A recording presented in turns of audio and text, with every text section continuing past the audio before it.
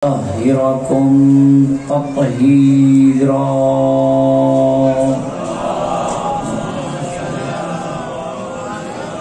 ورحمة الله على محبيهم ومواليهم وشيعتهم أجمعين ولعنة الله على أعدائهم وظالميهم وقاتليهم وغاصبي حقوقهم ومنكري فضائلهم من يوم عداوتهم إلى قيام يوم الدين. أما بعد فقد قال الله سبحانه وتعالى في قرآنه الكريم: بسم الله الرحمن الرحيم. إنا لله وإنا إليه راجعون. وقال رسول الله صلى الله عليه وآله: إن الحسين مصباح الهدى وسفينة النجاة. بلندتر الصلوات اللهم صل على موالیان حیدر کرار، محبان اہل بیت اطہار، کافی ٹائم ہو گیا، آپ ماشاءاللہ ماتمداری پرسداری کر رہے ہیں، بس تھوڑی دیر آپ کو زحمت دینا ہے اور اس حوالہ سے چند باتیں حسینیت کے حوالہ سے، حسین ابن علی کے حوالہ سے آپ کے گوش گزار کرنا چاہوں گا۔ تو بس آغاز اتنا ہی کرتا ہوں کہ مٹی میں مل گئے ارادے یزید کے، مٹی میں مل گئے ارادے یزید کے، لہرا رہا ہے آج بھی پرچم حسین کا۔ شیعہ سنی جو اسلام کے دونوں بازو ہیں، اور یہ ایسے بازو ہیں، ایسے پر ہیں جن سے دین اسلام پرواز کر رہا ہے۔ آج کے اس اجتماع میں یقیناً مکتب اہل سنت کے احباب بھی تشریف فرما ہیں، اور شیعان حیدر کرار بھی ہیں، اور سارے محبان حسین ابن علی بیٹھے ہوئے ہیں۔ عزیزوں، بتانا یہ چاہتے ہیں ہم آج کا یہ اجتماع جو یہاں ہم نے کیا ہے روز عاشور اور جگہ جگہ پہ کر رہے ہیں، ہم جہاں یہ بتانا چاہتے ہیں کہ حسین ابن علی کو فتح ہوئی ہے، وہاں یہ بتانا چاہتے ہیں کہ یزید کو شکست فاش ہوئی ہے۔ اور یہ ہمارے جلوس، یہ ہمارے تھوڑی دیر پہلے جو ماتمداری تھی اور جگہ جگہ پہ جلوس ہمارے قائم ہیں، اللہ ان جلوسوں کو قائم اور دائم رکھے اور ہمیشہ ہمارے عزاداروں ماتمداروں کو زندہ اور سلامت رکھے۔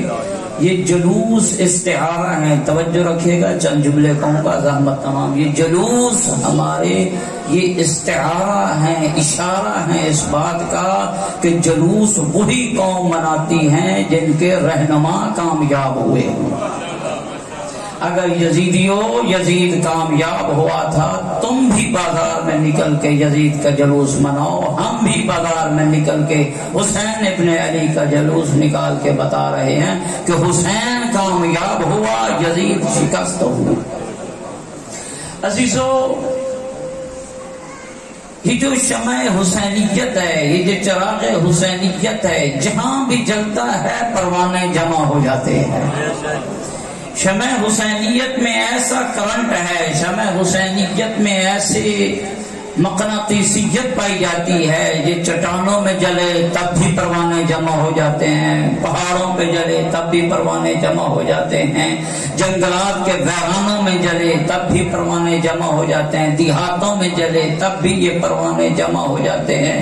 اس کی وجہ کیا ہے کہ یہ جو چراغ حسین ابن علی جہاں جلتا ہے وہاں پروانے جمع ہو جاتے ہیں، اس لیے کہ اس دیے اور اس چراغ کا جو تیل ہے وہ عام تیل نہیں، اس میں خون حسین ابن علی ہے، اور اس چراغ کی وجہ سے جہاں جہاں بھی یہ جلتا ہے پروانے جمع ہو جاتے ہیں۔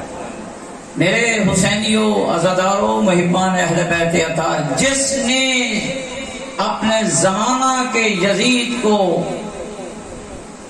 مجبور کر دیا کہ وہ گھٹنے ٹیک دے، اسے سرنگوں کر دیا، اسے حوصلہ شبیر کہتے ہیں۔ اور جس کے ماننے والے ہر دور کے یزیدیوں کو فاش فاش کر رہے ہیں اور ان کو شکست فاش دے رہے ہیں، یہ عزم حسین ابن علی ہے۔ ہمارے حوصلوں کو نہ آزمایا جائے، ہمارے عزم کا امتحان نہ لیا جائے، ہمارے صبر کا بھی امتحان نہ لیا جائے۔ ہم وہ ہیں جب صحراؤں میں اترتے ہیں پھر صحرا صحرا نہیں رہتی، پھر وہ کربلا معلی بن جاتی ہے۔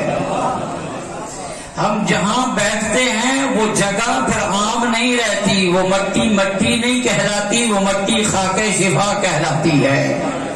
ہم نے قوموں کو بتایا ہے کہ اپنے آپ کو زندہ کیسے رکھنا ہے، چونکہ ہم اس سے تعلق رکھتے ہیں جس نے کبھی مر کر بھی موت نہیں سیکھی ہے، وہ ہے حسین ابن علی۔ جو مر کر بھی زندہ رہے اسے حسینی کہتے ہیں۔ عزیزو، ہمیں یہ کہا جاتا ہے، میں بس چند جملے اور حسینیت کے حوالے سے نوجوانوں کو دے کے جا رہا ہوں، ہمیں کہا جاتا ہے کہ بڑا پرانا ذکر ہے حسین ابن علی کا، چھوڑ دو۔ کہا جاتا ہے کہ نہیں ہے؟ 61 ہجری سے لے کے 1444 ہجری ہو چکی ہے، پرانا ذکر ہے، چھوڑ دیجئے، بس کرو، یہ پرانا ذکر ہے۔ میں کہوں گا یہ جو سورج روشنی دے رہا ہے یہ سورج بھی پرانا ہے۔ اللہ سے کہیے سورج کو واپس لے لے، کوئی نیا سورج لے کر آئے، کوئی نیا سورج لے کر آئے۔ سارے مسلمان کہو گے یہ پرانے ہونے کے باوجود روشنی دے رہا ہے۔ مسلمانوں یہی تو ہم کہہ رہے ہیں، ذکر حسین پرانے ہونے کے باوجود آج بھی تجھے زندگی بھی دے رہا ہے، روشنی بھی دے رہا ہے۔ حسینیہ زندہ باد، حسینیہ زندہ باد، یزیدیہ مردہ باد، یزیدیہ مردہ باد۔ تھوڑی دیر سے پہلے آپ نے نماز پڑھی ہے، تھوڑی دیر کے بعد آپ نماز پڑھو گے، عبادت کرو گے۔ مسلمان مسجد میں جائے گا، ہندو اپنے گرجا میں جائے گا، سکھ اپنی عبادت گاہ میں جائے گا، عیسائی اپنے چرچ میں جائے گا۔ عیسائی مسلمانوں کی عبادت گاہ میں نہیں جاتا، توجہ ہے یا نہیں ہے؟ ہندو مسلمان کی عبادت گاہ میں نہیں جائے گا، سکھ ہندو کی عبادت گاہ میں نہیں جائے گا۔ یہ جو ہر ایک کو اپنی اپنی عبادت گاہ کی طرف لے کے جا رہی ہے چیز، وہ ہے عبادت۔ لیکن اللہ نہ کرے اگر تیرے ہمسائے میں کوئی ہندو یا کوئی عیسائی رہتا ہو اور اس کے ہاں فوتگی ہو جائے تو ہندو بھی اس کے گھر آئے گا، اگرچہ اس کا جنازہ چرچ میں ہی کیوں نہ پڑا ہوا ہو، مسلمان بھی اس کے جنازے میں آئے گا، سکھ بھی وہاں چرچ میں آئے گا۔ جو اس کو پرسہ دینے آیا ہے وہ اگرچہ مسلمان ہی کیوں نہیں، ہندو ہی کیوں نہیں، سکھ ہی کیوں نہیں، لیکن آئے گا چرچ میں۔ وہ عبادت کے لیے چرچ میں نہیں جاتا، پرسہ دینے کے لیے چرچ میں آ رہا ہے۔ فرق اتنا ہے، عبادت اسے کہتی تھی عبادت مسجد میں ہوگی، چرچ میں نہیں ہوگی۔ ہندو کو کہتی تھی کہ گرجا میں ہوگی، چرچ میں نہیں ہوگی۔ عبادت جدا کرتی ہے، لیکن جب پرسے کا وقت آتا ہے وہ جذبہ انسانیت ہے، اور اس جذبہ انسانیت کو جس نے زندہ کیا ہے وہ حسین ابن علی ہے۔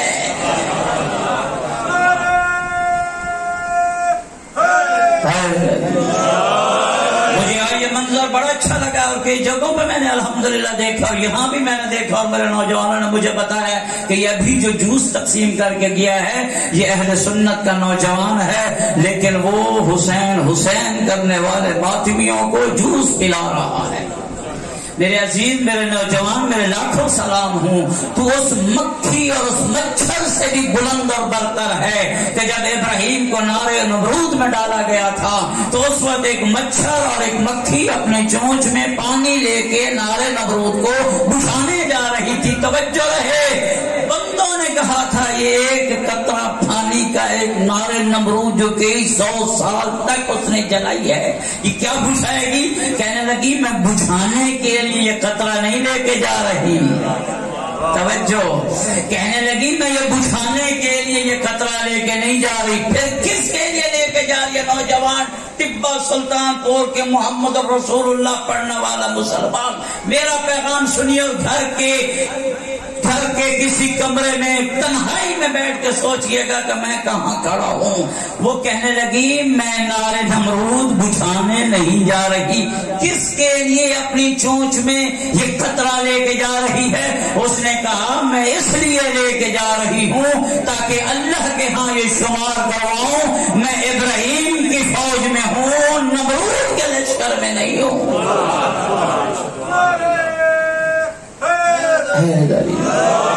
میرے نوجوان اہل سنت کا نوجوان جس نے آج جوس تقسیم کیے ہیں، پانی پلایا، وہ یہ پانی پلا کے بھی بتا رہا تھا میں فوج یزید سے نہیں ہوں، میں فوج حسین ابن علی سے.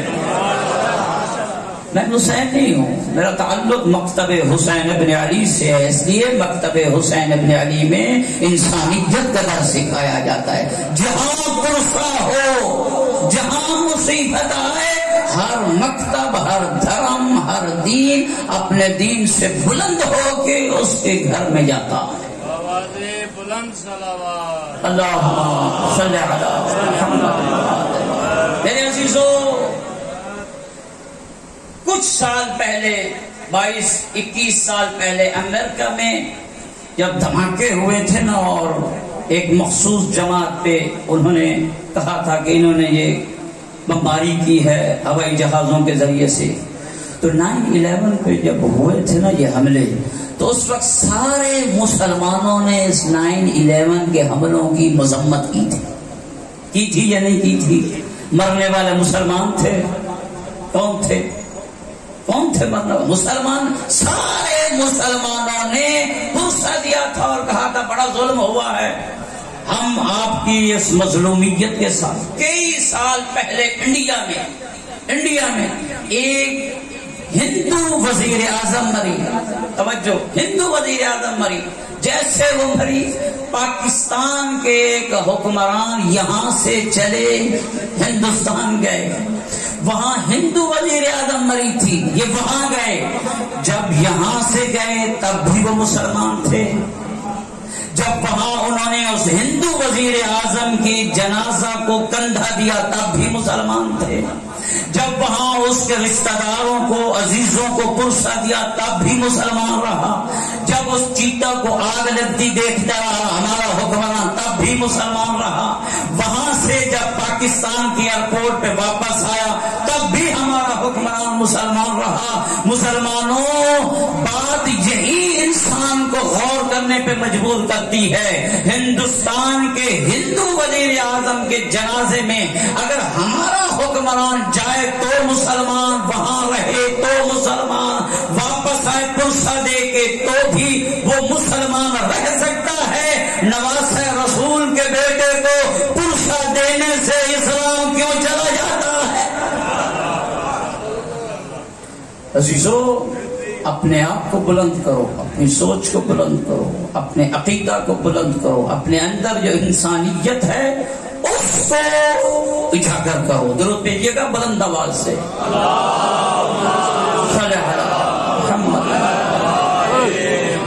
کہا جاتا ہے کہ جی بس اللہ کا ذکر کرو، اللہ کا ذکر کرو. ہم چاہتے ہیں کہ ہم اللہ کا ذکر کرتے ہیں، ہم اللہ کے ذکر کے علاوہ کوئی اور ذکر مانتے ہی نہیں ہیں. لیکن جن کا ذکر اللہ کا ہی کرو، ان کا ذکر بھی اس لیے کرتے ہیں چونکہ ان کا ذکر کرنا اللہ کا ذکر ہے. مسلمان کی سب سے بڑی کتاب ہے قرآن کریم.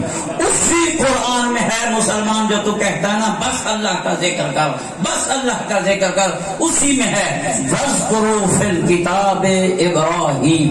توجہ رہے، وَاذْكُرُوا فِي الْكِتَابِ إِبْرَاهِيمَ. ابراہیم کو یاد کرو. اللہ نے اپنی یاد سے مسلمانوں کو ابراہیم کی یاد کی طرف لے کر آ گیا.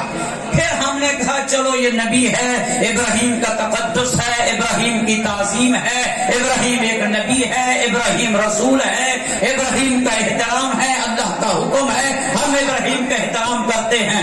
اسی اللہ نے قرآن میں کہا فقط ابراہیم تک نوبت نہیں، ابراہیم کے دمبے کا بھی احترام کرو، ابراہیم کے دمبے کا بھی احترام کرو. مسلمانوں، بات ابراہیم کے احترام سے چلی تھی. اللہ نے ابراہیم کے احترام سے اسماعیل کا احترام کروایا. اسماعیل کے احترام سے جو اسماعیل کی جگہ پہ دمبا قربان ہوا اللہ نے اس کا بھی احترام کروایا. ہم نے کہا ہم انسان ہیں، دمبا حیوان ہے، لیکن اللہ نے کہا جو میں کہوں وہ تجھے کرنا ہوگا۔ مسلمان آج تک اس دمبے کا احترام بھی کرتا ہے اور میرا یہ قربانی کا دمبا ہے۔ سن مسلمان، اللہ نے آگے کیا کہا؟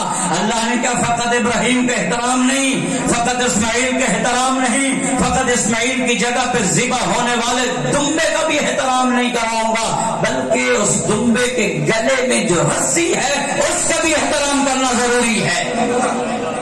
پوچھ اپنے علماء سے اور اپنے فقہاء سے، وہ کہتے ہیں اس رسی کا بھی تقدس اور احترام ہے۔ احترام چلا ابراہیم سے چلتے چلتے اسماعیل تک آیا، اسماعیل سے دمبے تک گیا، دمبے سے رسی تک گیا جو رسی دمبے کے گلے میں تھی۔ مسلمان بس بتانا مجھے اتنا ہی ہے، تجھے ابراہیم کے اسماعیل کا دمبا تو یاد ہے لیکن محمد کے حسین کا ذوالجناح یاد نہیں ہے۔ جس ذوالجناح نے حسین ابن علی کا اس وقت ساتھ دیا جب انسانوں کی انسانیت مر چکی تھی۔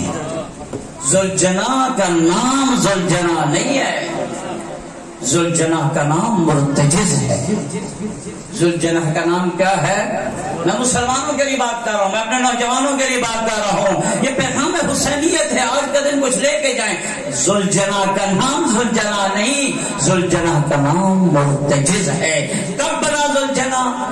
جب یہ حسین ابن علی تنہا رہ گئے اور حسین ابن علی پہ تیروں کی اور بچھاڑ ہو رہی تھی تو یہ مرتجز حسین کے کبھی دائیں آ کے دفاع کرتا تھا، کبھی بائیں آ کے دفاع کرتا تھا، کبھی آگے سے دفاع کرتا تھا، کبھی پیچھے سے دفاع کرتا تھا۔ یزیدی طاقتوں اور یزیدی قوتوں اور یزیدی گماشتوں اور یزیدی فوجوں کے آنے والے تیروں کو ذوالجناح اپنے دائیں بائیں جسم میں ادھر پہ لے کے پر بنا کے مرتجز ذوالجناح بن گیا۔ تب سے ہم ذوالجناح کو بھی احترام کی نگاہ سے دیکھتے ہیں۔ عزاداروں کو اقبال حسین ابن علی، حسین ابن علی نے قربانی کیوں دی؟ سارا جہان کہتا ہے کہ اسلام بچانے کے لیے۔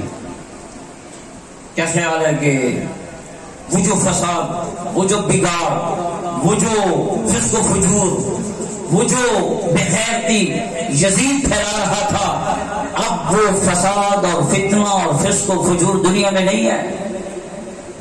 کیا خیال ہے؟ نہیں ہے۔ وہ شراب پیتا تھا اور لوگوں کو کہتا تھا پیو، اب شراب نہیں پی جا رہی، بڑا میسج دے کے جا رہا ہوں۔ اور سوچئے گا وہ جو زناکاری پہ لوگوں کو کہتا تھا کرو اور کچھ بھی نہیں ہے، اسلام میں کچھ بھی نہیں آیا، آج یہ کام نہیں ہو رہا ہے۔ وہ جو بگاڑ پیدا کرنا چاہتا تھا اور لوگوں کو کہتا تھا یہ کرو، کیا آج وہ بگاڑ نہیں ہوئے، ختم ہو گئے ہیں؟ یا اس سے پہلے حسین ابن علی سے پہلے دیگر انبیاء کرام علیہ الصلوۃ والسلام کی زندگیوں میں، مولا کائنات کی زندگی میں، ان کے بڑے بھائی حسن مجتبیٰ کی زندگی میں لوگ شراب نہیں پیتے تھے، بدکاری نہیں کرتے تھے، دیگر برائیوں کا ارتکاب نہیں کرتے تھے۔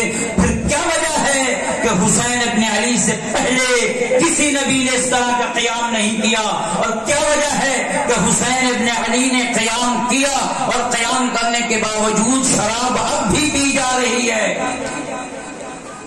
بدکاری اب بھی ہو رہی ہے، فسق و فجور اب بھی ہے، برائیاں اب بھی ہیں، بے نمازی اب بھی ہیں، بے روزگار اب بھی ہیں، قرآن کا احترام نہ کرنے والے اب بھی ہیں، سارے بگاڑ کرنے والے اب بھی ہیں، لیکن پھر بھی ہم کہتے ہیں کہ حسین کامیاب ہوئے۔ پھر وہ کون سا نقطہ تھا؟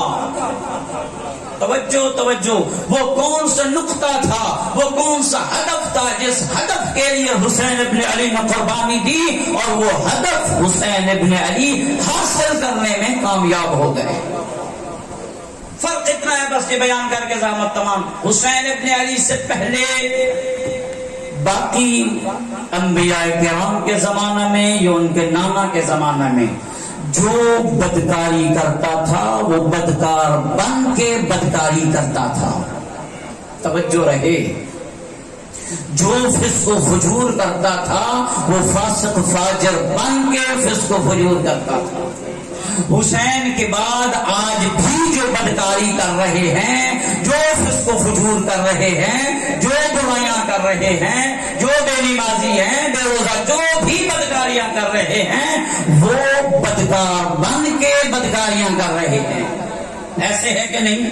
بے نمازی بن کے بے نمازی ہے، برا بن کے برائی کر رہا ہے، فاسق بن کے برائی کر رہا ہے، شرابی بن کے شراب پی رہا ہے. لیکن فرق اتنا ہے اس زمانے میں 61 ہجری میں جو حسین ابن علی کے زمانے میں شرابی تھا، حسین ابن علی کے زمانے میں جو بدکار تھا، حسین ابن علی کے زمانے میں جو بے روزہ دار تھا، اور حسین ابن علی کے زمانہ میں جو بدکاری کرتا تھا، وہ بن کے بدکاری نہ کر رہا تھا، وہ فاسق بن کے فسق نہ کر رہا تھا. توجہ غور سے سننا، وہ بے نمازی بن کے بے نمازی نہ تھا، وہ بدکار بن کے بدکاری نہ کر رہا تھا، بلکہ وہ مسلمانوں کی مسند خلافت پہ بیٹھ کے خلیفہ بن کے اسلام کا نام لے کے بدکاری کر رہا تھا.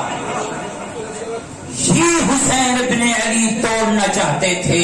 حسین ابن علی نے قربانی دی، بتایا نہیں بدکار اور ہے، وارث مسند رسول اللہ کوئی اور ہے.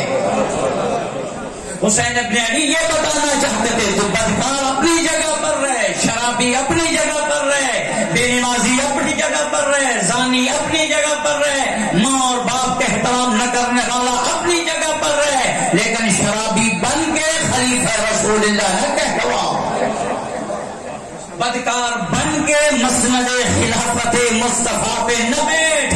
چونکہ وارث قرآن ہم موجود ہیں، اور وہ جو خطا ہوئی ہے حسین ابن علی کو سن، یہ جو آپس میں جوڑا تھا یزید نے اور اس امیر وقت نے، اس حاکم اور ملعون نے، کہ وہی حاکم اسلام بھی ہے، وہی خلیفہ بھی ہے، وہی شرابی بھی ہے، وہی زانی بھی ہے، وہی مسند خلافت پہ بیٹھنے والا بھی ہے. حسین نے کہا سر کو تن سے جدا کروا دوں گا، لیکن یہ جو آپ نے اکٹھا ملاپ کیا ہے ان کو جدا کروا کے بتاؤں گا. شرابی اور ہے، مسند مصطفیٰ کا وارث اور ہے، بدکار اور ہے، بدکار اور ہے، نیکوکار اور نیکی پھیلانے والا اور. یہ وہ ہدف تھا جو قیامت تک کے لیے علامت بن گیا کہ جہاں جہاں بدکاری وہاں یزیدیت، اور جہاں جہاں نیکوکاری، اور جہاں جہاں غیرت، اور جہاں جہاں ماں کا تقدس، جہاں جہاں بہن کا تقدس، جہاں جہاں نماز کا نام آتا ہے، جہاں جہاں روزہ کا نام آتا ہے، جہاں جہاں حج کا نام آتا ہے، جہاں جہاں کعبے کا تقدس آتا ہے، فوراً ذہن میں جاتا ہے یہ سب کچھ حسین کا صدقہ ہے.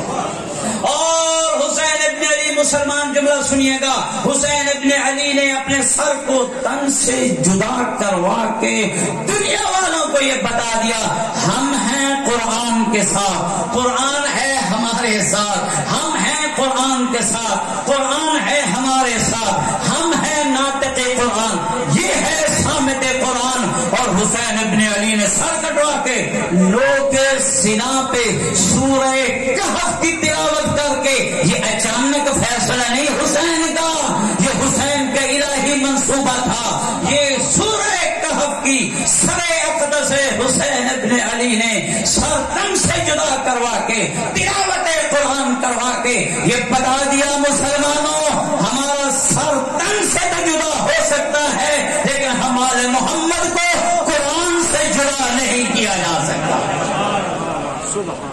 ہم جہاں بھی ہوں گے تلاوت قرآن کریں گے، ہم جہاں بھی ہوں گے قرآن ہمارے چہرے کی تلاوت کرے گا، ہم جہاں بھی ہوں گے قرآن ہمارے ساتھ ہوگا. اور یہ اتفاق نہیں ہے کہ لوگ کے سینہ پہ حسین ابن علی کا سر اقدس تلاوت قرآن کریم کر رہا ہے. اور یہی فتح تھی، توجہ، یہی فتح تھی جب شام کے دربار میں ایک یزیدی خطیب خطاب کر رہا تھا اور حضرت امام حسین اور جناب رسول خدا اور مولا کائنات اور اہل بیت اطہار پہ سب و شتم کر رہا تھا اور گالیاں دے رہا تھا. اس وقت جناب امام سجاد علیہ السلام نے خطبہ دینے کی اجازت مانگی. جیسے یزید نے پسو پیش کیا اور پھر اس کے بعد وہاں بیٹھے ہوئے ایک روم کے سفیر نے کہا اجازت دے دیجئے, یہ کیا کہے گا, ایک نوجوان ہی ہے. تو سید سجاد نے جیسے خطبہ شروع کیا اور خطبہ دیتے دیتے جب اپنے فضائل اور اپنے مناقب بیان کرنا شروع کیے, اور مناقب تو شروع ہوتے ہیں اپنے خاندان سے, مناقب اور تعریفیں شروع ہوتی ہیں اپنے نام سے. یہی تو آج تک ہم کہہ رہے ہیں, تم بھی جشن مناؤ چوک میں, تم بھی یزید کے باپ کا نام لو, ہم بھی حسین کا باپ کا نام لیتے ہیں. تم بھی اس کے بارے میں محمد کی حدیثیں سناؤ, ہم بھی علی کے بارے میں محمد کی حدیثیں سناتے ہیں. پھر پتا چلتا ہے کہ وارث مسند مصطفیٰ کون ہے.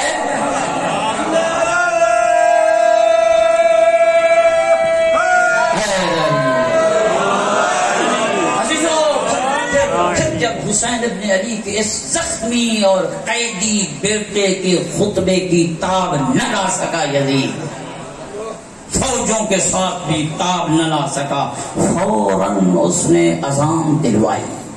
توجہ ہے یا نہیں؟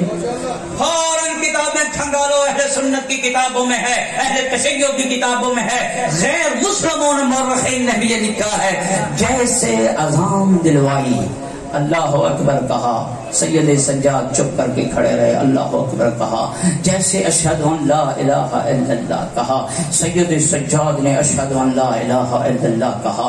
جیسے اس مؤذن نے اشہد ان محمد رسول اللہ کہا, سید سجاد نے اشہد ان محمد رسول اللہ کہہ کے کہا اے مؤذن ذرا رک جا, مجھے کچھ بتانا ہے. اور حاکم وقت کے دربار میں بیٹھے ہوئے سارے نمکخواروں کو سید سجاد اگرچہ ہتھکڑیوں میں قید تھے, گلے میں توق تھا اور کمر میں بھی زنجیروں سے جکڑے ہوئے تھے, پاؤں میں بیڑیاں تھیں, سر بلند کر کے سید سجاد نے کہا اے یزید اتنا بتا, جس محمد کا اذان میں نام دیا جا رہا ہے, جس محمد کا نام کلمے میں دیا جا رہا ہے, جس محمد کی گواہی آج اذان میں کہی جا رہی ہے, یہ تیرا نانا ہے یا میرا نانا ہے؟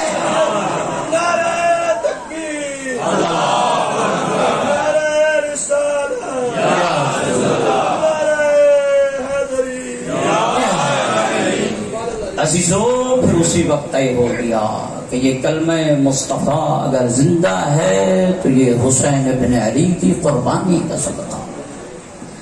اشہد ان لا الہ الا اللہ, تھوڑی دیر بعد مختلف مساجد سے اذانیں آئیں گی, پھر اس کے بعد اشہد ان محمد رسول اللہ کی اذانیں آئیں گی. اے مؤذن, اے امام جماعت, اے تکبیرۃ الاحرام کہنے والے پیش نماز, تکبیرۃ الاحرام کہنے سے پہلے سوچنا یہ محمد رسول اللہ کی اذانیں بچانے والے کربلا والے ہیں. یہ جو تیری نماز ہے, یہ جو تیرا مصلی ہے, یہ جو تیری مسجدیں ہیں, تیری مسجدوں کو اللہ آباد رکھے, تیری نمازوں کو اللہ آباد رکھے, تیری نمازوں کو اللہ قبول کرے, یہ صدقہ حسین ابن علی ہے. یہ ہے حسینیت. حسینیت نے فرق واضح کر دیا, شرابی اور ہے اور خلیفۃ المسلمین اور ہے, جدا کر کے بیان کر دیا. 61 ہجری میں یزید خلیفۃ المسلمین بھی تھا اور وہی اپنے آپ کو شرابی بھی کہلواتا. اور حسین نے کہا ایسے نہیں ہو سکتا, کم از کم یہ جدا ہوگا. عزیزارو, جب سارے شہید ہو گئے, کوئی نہ رہا, سارے قربان ہو گئے, سارے نوجوان قربان ہو گئے, سارے اصحاب قربان ہو گئے. مقتل کی تاریخ میں روایات میں ملتا ہے نظر یمینا و شمالا, حسین نے دائیں بھی دیکھا بائیں بھی دیکھا. این این العباس, این این علی الاکبر, این این قاسم, این این حبیب, این این بریر, این این زہیر ابن القین. اور میں آپ کو کربلا میں پڑھی جانے والی مقتل سید الشہداء سناؤں. رجب اشرف میں کیسے، عراق میں کیسے مقتل سید الشہداء پڑھی جاتی ہے۔ حسین ابن علی نے عباس کو پکارا، حسین نے اکبر کو پکارا، حسین نے قاسم کو پکارا، حسین نے حبیب کو پکارا، حسین نے بریر کو پکارا، حسین نے زہیر کو پکارا، ایک ایک کو پکارا۔ جب کہیں سے جواب نہ آیا، حسین نے کیا کہا؟ مالی انادیکم فلا تجیبونی، کیا ہو گیا ہے آپ کو؟ ایک ایک کو پکارتا ہوں، مجھے جواب نہیں دیتے ہو۔ یا فرسان الحجاز، میرے بہادر شہ سواروں کہاں سو گئے ہو؟ پہلے ایک کو بلاتا تھا، سارے چھپٹ کے آتے تھے، لبیک یا مولائی، لبیک یا مولائی۔ آج مجھے تنہا چھوڑ کے چلے گئے ہو، میرا آسرا عباس، میرا سہارا عباس، میری آنکھوں کا نور علی اکبر۔ عزیزانو، جب سارے چلے گئے، کربلا میں نے عرض کیا تھا 2 ایسے شہید ہیں جنہیں بیویوں نے سوار کروایا، ان میں ایک حسین ابن علی مظلوم کربلا، یکاؤ تنہا رہ جانے والا حسین۔ ایک طرف بیویوں کے پردوں کا احساس، دوسری طرف جوان بیٹوں اور بھائیوں کے لاشیں ہیں، کلیجے میں زخم ہیں۔ اجرکم اللہ عزادارو، حسین ابن علی خیمے میں آئے، جیسے خیموں میں آئے، اپنے بیٹے سجاد کے خیمے میں آئے، جیسے مولا سجاد نے اپنے بابا کو دیکھا۔ امام سجاد مریض تھے، نحیف تھے، کمزور تھے، لیکن جب اپنے بابا کی یہ حالت دیکھی، حالت کیا ہے؟ حالت یہ ہے، آبرویں پھٹی ہوئی ہیں، ہونٹ کٹے ہوئے ہیں، پیشانی پہ اکبر کا خون ہے، ریشے مبارک میں اصغر کا خون ہے، پورے جسم میں زخم ہی زخم ہے۔ عزادارو، بعد مورخین نے کوشش کی ہے کہ حسین کے زخموں کو گنے، کسی نے 300، کسی نے 70، کسی نے 1900۔ میں کہوں گا عزادارو، حسین کے زخموں کو نہ گنو، حسین کے زخموں میں زخم تھے، حسین کے زخموں میں زخم تھے، پھر ان زخموں میں تیر لگتے تھے، اور پھر اگر کسی کے پاس تیر نہ ہوتے تھے، اور کربلا کی تپتی ریت اٹھا کے اور حسین کے زخموں میں پھینکتے تھے، اور بیویاں کہتی تھی ظالموں ایسے نہ مارو، یہ ہمارے نانا رسول کا پیارا بیٹا ہے۔ حسین خیمے میں جیسے سجاد نے اپنے بابا کی یہ حالت دیکھی، پھپھی کو کہا، پھپھی زینب، میں مریض ضرور ہوں، مجھے سہارا دو، مجھے اٹھاؤ، میں بابا کے لیے جنگ لڑتا ہوں، میں جوان بیٹا برداشت نہیں کر سکتا، میرے بابا کی یہ حالت ہو، ہونٹ پھٹے ہوئے، آبرویں کٹی ہوئی، پیشانی پہ زخم، پورا جسم لہو لہار، جوان بیٹا کیسے برداشت کرے؟ حسین قریب آئے اور بیٹے کو تسلیاں دی، کہا بیٹا تیرا کام مجھ سے بھی زیادہ سخت ہے، اور بیٹا صبر کر۔ سید سجاد نے پوچھا، یا بتا این حبیب ابن المظاہر، بابا حبیب مظاہر کہاں گئے جو آپ کی یہ حالت ہو گئی؟ بابا این مسلم ابن اوسجا، بابا آپ کے بابا صحابی مسلم کہاں گیا؟ این من العباس، بابا چچا عباس کہاں گئے؟ ایک ایک کا حسین نے جواب دیا، قد قتل حبیب، حبیب مارا گیا، قد قتل مسلم ابن اوسجا، مسلم مارا گیا، قد قتل عمک العباس، تیرا چچا عباس مارا گیا۔ سجاد نے ایک درد بھرا سوال کیا، عزادارو بس یہی گھڑی ہے جب یہ مکالمہ ہو رہا تھا کربلا میں، اب بھی یہی گھڑی ہے کربلا میں۔ وہاں حسینہ، وہاں حسینہ کی صدائیں بلند ہو رہی ہے، اب بھی انبیاء کے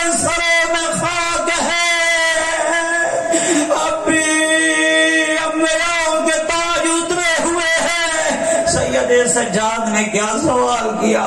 سید سجاد نے کہا ابتا این اخی علی الاکبر، بابا میرا بھائی علی اکبر کہاں گیا؟ ہمارے ایک استاد پڑھا کرتے تھے، حسین تجربہ کر چکے تھے کہ بھائیوں کی موت کمر توڑ دیتی ہے۔ حسین عباس کا جنازہ اٹھا کے تجربہ کر چکے تھے، تو حسین نے اپنے بیٹے سجاد کو فوراً نہیں کہا کہ اکبر مارا گیا، چونکہ حسین جانتے تھے اگر میں نے سجاد کو بتایا اور سجاد پہلے مریض ہے اور سجاد برداشت نہ کرے گا۔ سنو گے حسین نے کیا کہا جب سجاد نے پوچھا میرا بھائی اکبر کہاں گیا؟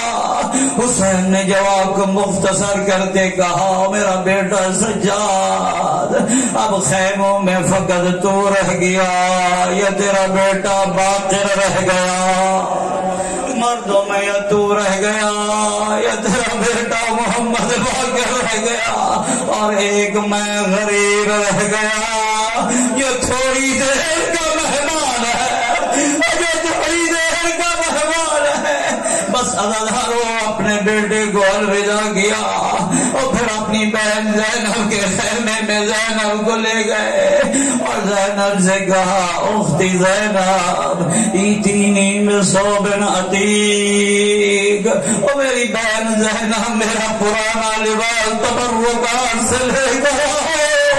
اور بہن نے کہا جنت کی پوشاکیں پہننے والا میرا بھائی حسین، اگر ارادہ ہو میں زینب جنت سے پوشاکیں منگوا کر دوں، کیوں پرانی پوشاک مانگتے ہو؟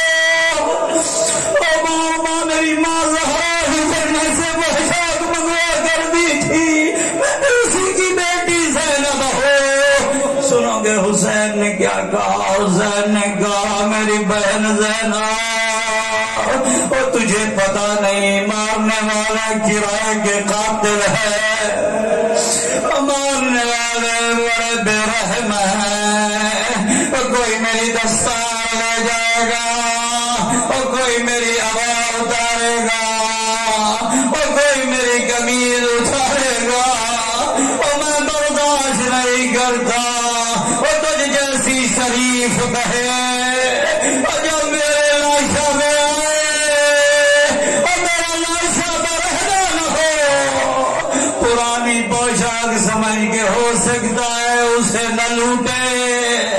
زینب چلی اور وہاں جہاں یہ تبرکات کا صندوق پڑا ہوا تھا، زینب جیسے گئی پرانی پوشاک نکال لے، بس روتی روتی عزاداروں پیچھے جناب فضہ آئی اور جناب فضہ کی آنکھوں سے آنسو جاری، انا للہ و انا الیہ راجعون پڑھ رہی تھی۔ زینب نے کہا فضہ روتی کیوں ہو؟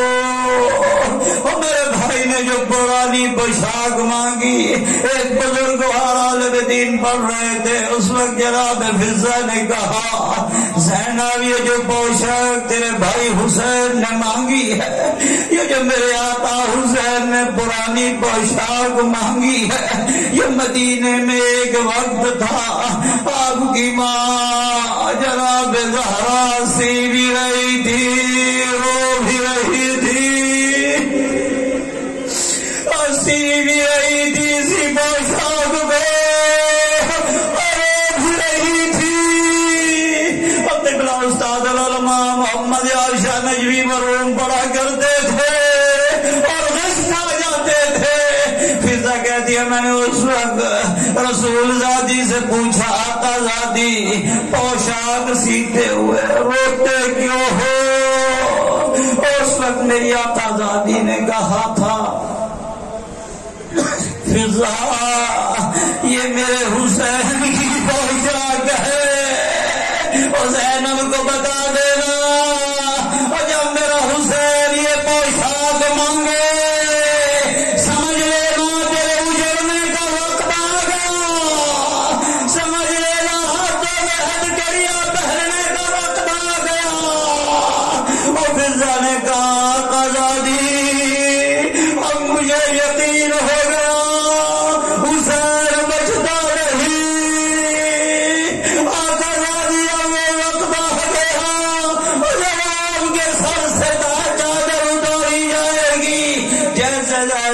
سنا زینب روتے روتے خاک گلہا میں گر گئی اور جناب سکینہ آئی اور جناب سکینہ نے نرجنا اور اپنے بابا کے پاس آئی اور ننھی سکینہ اور بابا کے سینے پہ سونے والی سکینہ اور جسے اپنے بابا کے سینہ کے بغیر نیند نہ آتی تھی اس نے سنا اور میرا بابا موت کی طرف جا رہا ہے اور ایسی بے ساتھ مانگ رہا ہے اور جس کے بعد وہ واپس نہ آئے گا اور بابا کے قدموں پہ ہاتھ رکھ کے جناب سکینہ نے کہا سنو گے کیا کہا یا بتا ردنا الى حرم جدنا بابا تو موت کی طرف جا رہا ہے ہمارا تیرے بعد کون ہوگا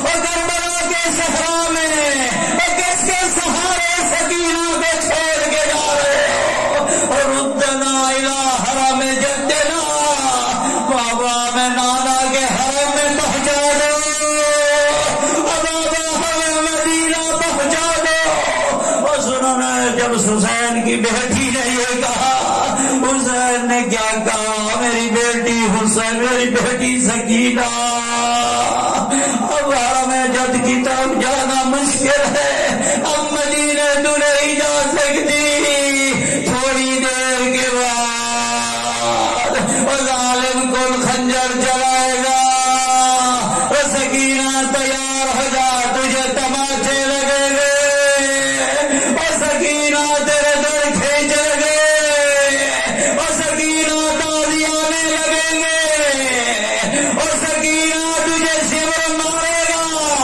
سکینہ نے بابا کے قدموں پہ ہاتھ رکھ کے کہا بابا اتنا بتا اور جس کے بابے کو بھی مارا جائے اور بھلے اس کی بیٹی کو تازیانے بھی مارے جاتے اللہ لعنت اللہ علی القبر